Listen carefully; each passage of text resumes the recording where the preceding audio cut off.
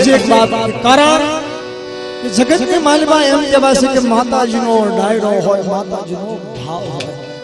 અને એમાં કદાચ ભારત માતાનું નામ આવે એ વતન તેરે, કારણ કે આ ભારતમાં છે. હિન્દુસ્તાનની જગ્યામાં તો બાપ હિન્દુસ્તાનનો જે બાપ ખૂનમાં કહેશે કે એક રગમાં લોહી દોડતું હોય, પણ મારો ભાવ એવો છે કે બાપ હિન્દુસ્તાન